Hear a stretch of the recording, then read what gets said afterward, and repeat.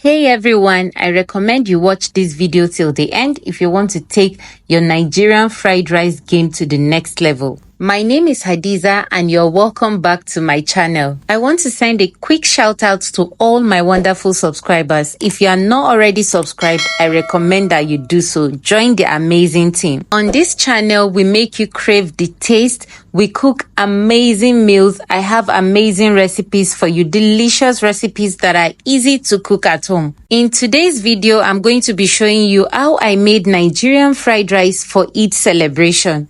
I already have a video that I uploaded previously on how to make Nigerian fried rice. In that video, I made use of basmati rice and it's a very well-detailed video. If you are not interested in bulk cooking or cooking this much rice, you can just refer to that particular video. Voiceovers are not really my thing, so forgive me if this is not going as smooth as you expect it to go. So before you start cooking, you know I always say that preparing your ingredients before you cook is very important. It makes your cooking very easy. So you want to start by prepping all your ingredients, chop your onions, dice your carrots, do whatever it is that you need to do. Once all your ingredients are prepped, you need to make sure that you wash your rice. Any type of rice is fine. In this video, I'm making use of local Nigerian rice. I washed and strained my rice. And then in my pan, I added vegetable oil. Just some of it. A little will go a long way because what you need to do is to start by toasting your rice. So go in with your vegetable oil, go in with your already diced onions, go in with your rice. Once you add your rice to it, pour in some turmeric, some salt, seasoning cube. That should do it. If you like, you can add curry powder, but once I add turmeric to my rice, I usually don't go in with curry powder anymore at this stage. What the turmeric powder does is to add this beautiful, vibrant color to your rice. So you want to make sure you toast this rice very well. Once your rice is well toasted, go in with your chicken stock. If you like, you can add beef stock, but I prefer to use chicken stock. Once you add that, if you feel the water is not enough, just go in with a little bit more water. So at this stage, I just went in with my chicken stock. I added a little bit more water, and then I realized that pot was actually small, so I transferred it into another pot. I divided it into two different pots. You cover and let that cook for a while. Because I wanted to meet up for Eid prayers, I could not film all the cooking process because on this day I also prepared this cow tail. It was so juicy. I used my pressure pot to cook it first, so it was tender, and then I peppered it. I spiced it very well. So this is cow tail. I prepared that. I also made jollof rice. I did not record that, but I have another video for jollof rice. I made Singapore noodles as well. I didn't get to record that. I wanted to meet up with Eid prayers. So this is what my cow tail looks like. Very tender, very juicy, very tasty, very yummy, irresistible. It was very, in fact, crave-worthy. I don't even know what to say. It was delicious. Next up, I checked on my rice.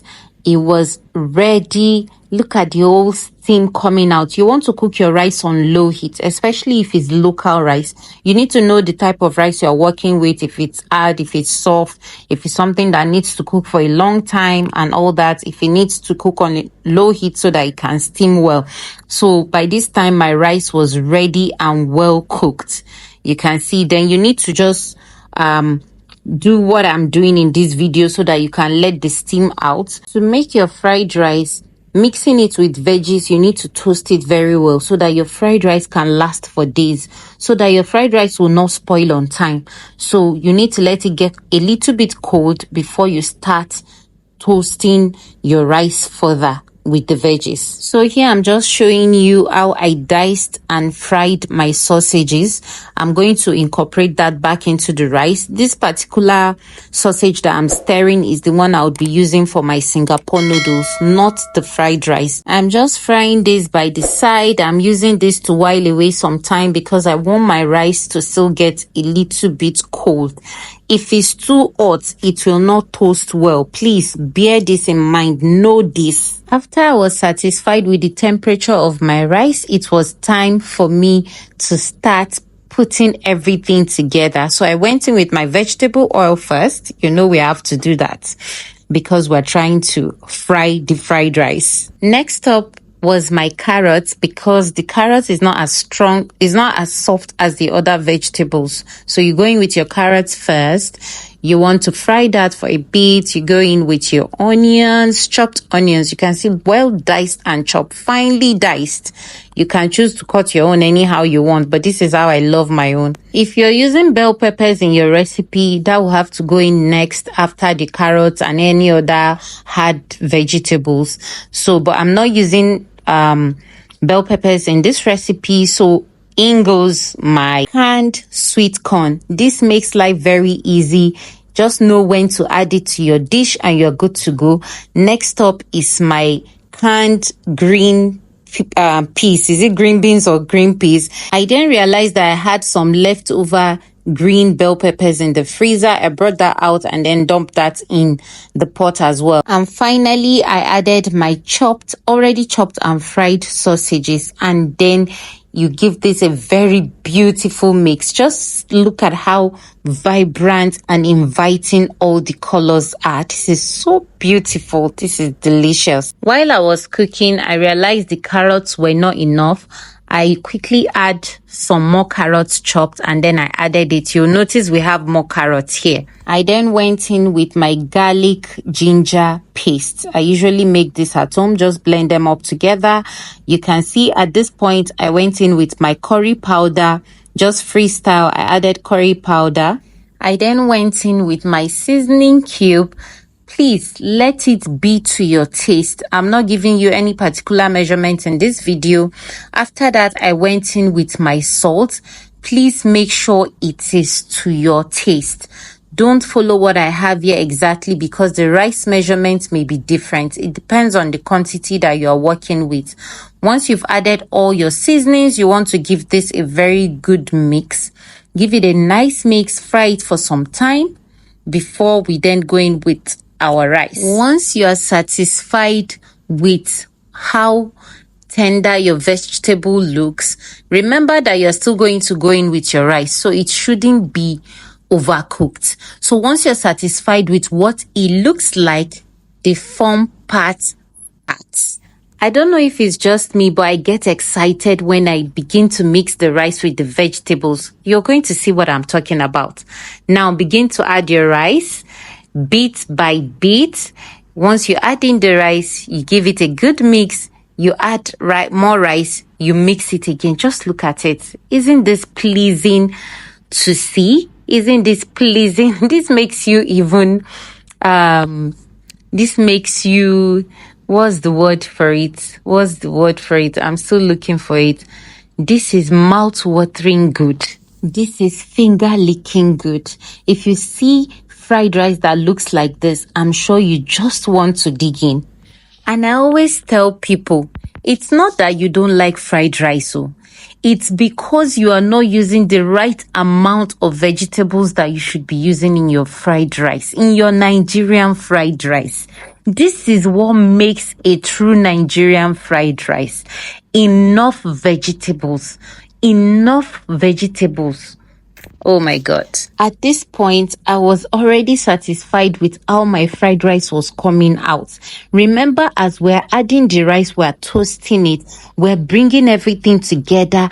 The old texture, the vibrant colors here and there.